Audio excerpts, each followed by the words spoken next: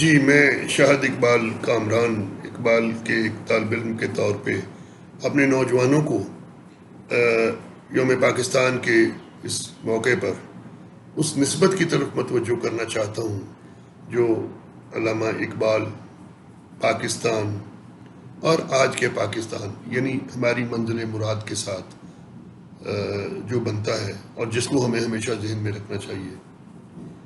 ہم تواتر سے کہتے ہیں کہ پاکستان کے قیام کا خواب علامہ اقبال نے دیکھا۔ ہر بڑی تعبیر کے پیچھے ایک بڑا خواب ضرور ہوتا ہے۔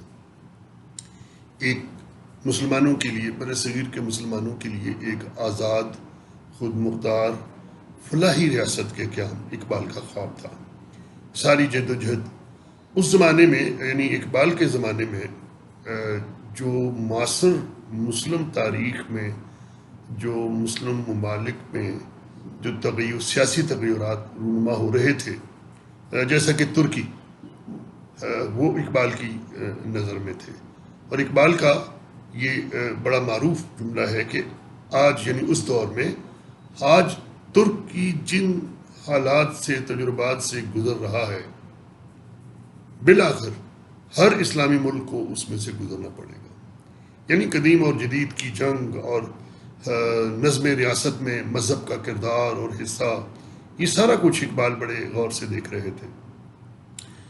نوجوانوں پاکستان کے لیے اقبال کا جو بڑا پیغام ہے، اس میں آپ اور میں بھی شامل ہیں، کہ قومیں اور ملک تعلیم سے بنتے ہیں۔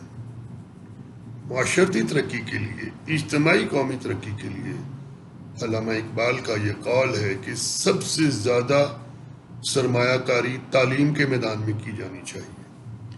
تو تعلیم ہی ایک واحد حل ہے معاشرتی ترقی کا، جس کی طرف ہمیں توجہ دینی چاہیے۔ اقبال نے اپنے عہد میں روایتی تعلیم کی بجائے تکنیکی اور فنی تعلیم کی اہمیت پر زور دیا، اور مثال جس قوم کی آپ کے سامنے پیش کی وہ جاپان تھے، کہ جاپانیوں کی مثال کو سامنے رکھتے ہوئے ہمیں غیر روایتی فنی اور تکنیکی تعلیم کو حاصل کرنا چاہیے۔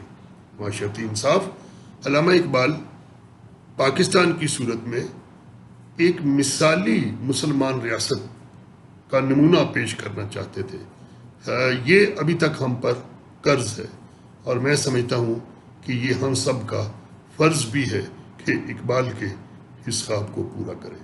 بہت شکریہ۔